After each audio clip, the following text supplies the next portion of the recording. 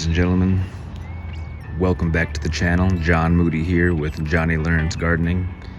Today is Sunday, November 10th. It is 9:53 a.m.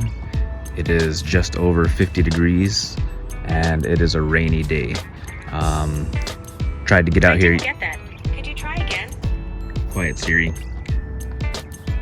I tried to get out here yesterday, but we had some plans that my wife didn't let me know about until yesterday.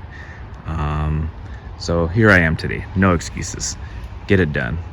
It's supposed to be a rainy day. According to the phone, the rain's not supposed to stop till later on this evening. Probably around the time it'll be too dark, but happened to look outside and notice the rain stopping, so I figured I would take advantage. A couple things I wanted to talk about. So here's the update. Nothing's really changing. I have decided to let the beans go, and my plans or intentions are to harvest the seeds that develop inside of the pods once they dry out. Starting to think that I should just cut them off and let them dry off the vine so that the process will be faster, because the weather is crazy and I'm less and less likely wanting to come out here because I don't like the cold. The tomatoes, they're actually ripening.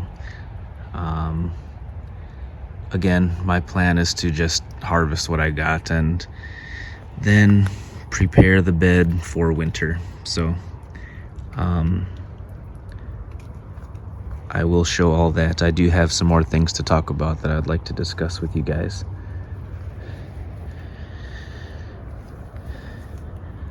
But I'll go ahead and show everything first. So it's small foliage I have down there. Don't know what's going on, what kind of weeds or what kind of growth those are down there, but I suppose I could harvest these green beans and use them for consumption. My trellis is broken. It can't take it. Can't take the weight of the plants and the fluctuation of the weather.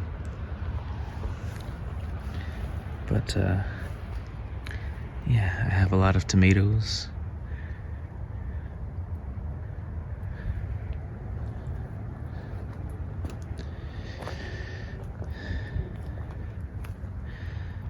Yep, that corn only got so far. I really don't think it's gonna make it. Again, my plan is to just leave those in, and the roots can stay in the ground and it'll help with the aeration.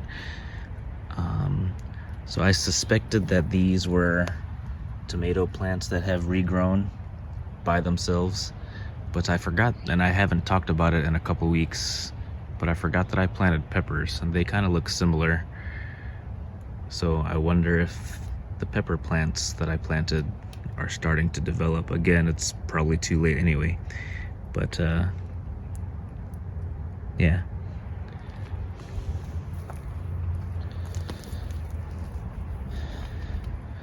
So this is all the composted pumpkins, and yeah.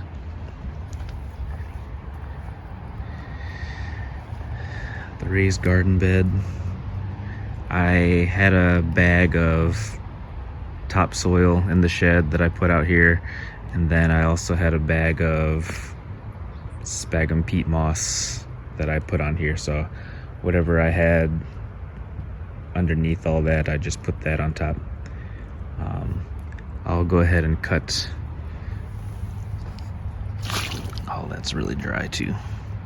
Probably should have just left it open so the rainwater could get in there. I don't know if that's detrimental, but that's what I'll do.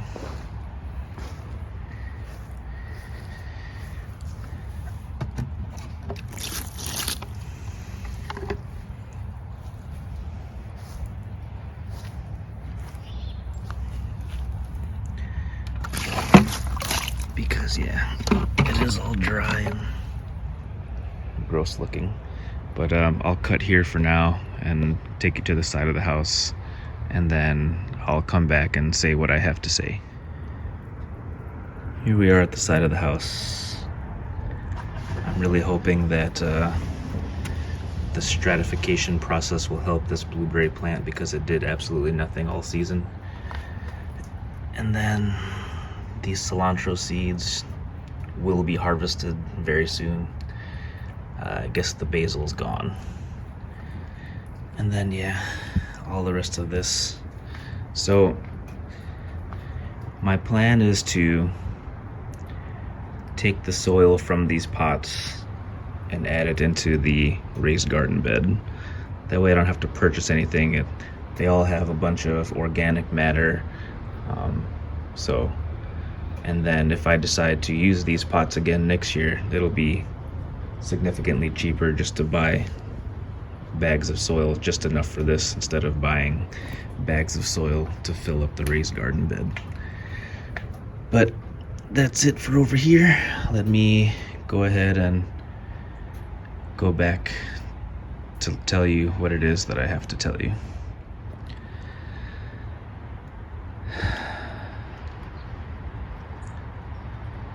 So it is with a heavy heart and deep sorrow that I have to inform you, well, I don't have to, but that I would like to inform you that the other day we had to put Theodore down.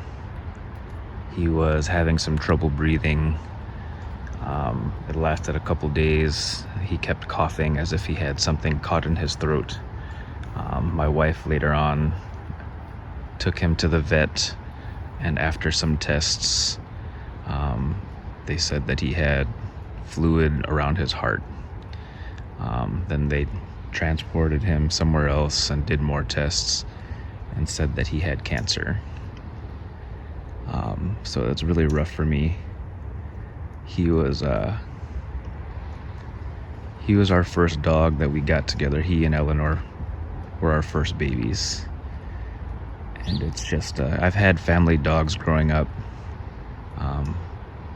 and they're all rough, but this was especially rough because this was the first dog that I was basically responsible for on my own. You know, family dogs, I have my dad, he pretty much took care of all that.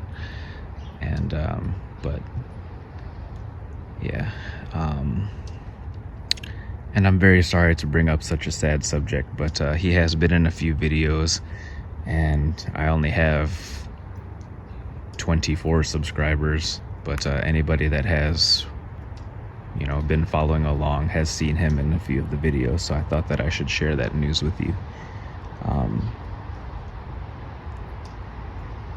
Eleanor is still here, Eleanor is still around, but the reason why I bring it up was because my wife kind of brought something up to my attention that I needed to do some more research on.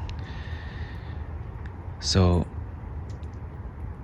we found a couple of piles of vomit in my son's room, and that has happened before.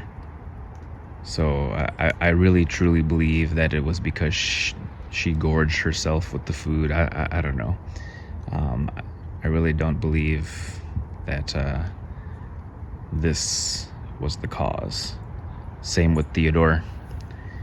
She has been letting me know that he's been eating the compost, and I never even thought that it would be an issue, but that's why I have the cage on here.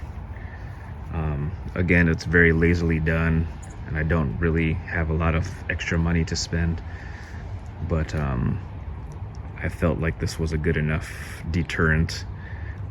Everything that we put in here is organic material, kitchen scraps, kitchen waste, things from this own house, things from local grocery stores, and things from work. So all things that were for consumption, and I just didn't think anything of it. So after we found the two piles, you know, my wife made a statement saying that I need to cover up my compost piles better, because it's not good for them to eat decomposing matter.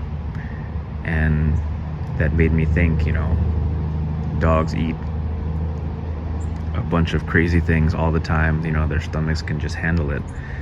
So I did my own research, and that's why the internet is scary. There was a couple Reddit posts saying that yes, the fungal and bacterial activity that comes in the compost can be hazardous to your dogs. I saw another video where this couple that had their own homestead was also talking about it, and then things like onions, I guess, is also hazardous to the dogs. Not that I've seen them eating any of that specifically, but just thinking that there was a possibility kind of scared me. So long story short, there was like one post on Reddit saying, whoever said that it was dangerous for dogs to eat compost is crazy. I kind of had that attitude. Not really that attitude. I don't want to call anybody crazy, but the example that they give was, so we're not supposed to let dogs run into the forest because that's basically what composting is and what happens in the forests. Things decompose, it's natural, it's nature, and dogs get into stuff. But I just can't live with myself if my ignorance and laziness was the cause. Again, he was 13 years old.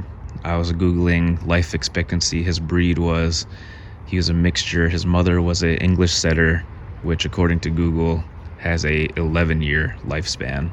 And then his father was a English pointer. And Google said, I believe the lifespan was up to 15 years. So Theodore was 13. So he's past his mother's life expectancy, but didn't live up to his father. So somewhere in between, I guess, is expected. And things happen in life, so, I get it. But I just wanted to bring that awareness to everyone. I don't know what's true and what's not, but for the sake of my family and my pets, for your family, for your pets, please make sure that you do what you need to do and be responsible about keeping your compost well covered and blocked off. So that's pretty much my message, and that's going to let you know the things that I'm going to be working on. So the dogs, they come back here, they sniff around. Like I said, we have seen Theodore eating some things, but he's a dog. Dogs eat gross things.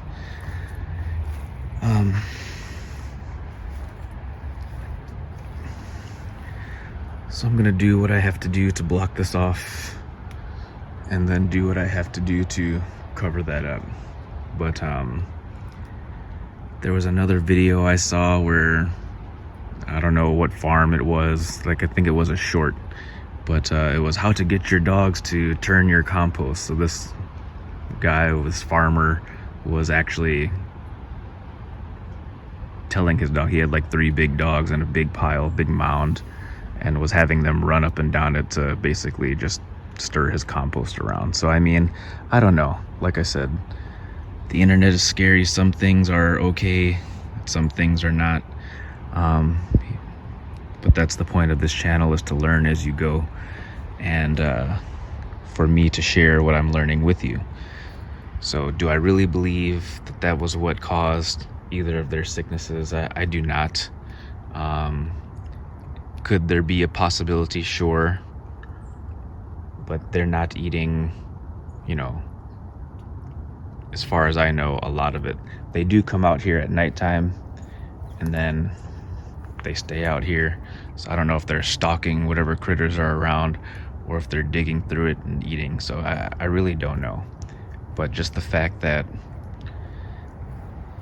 I could have done more to prevent is eating me alive. So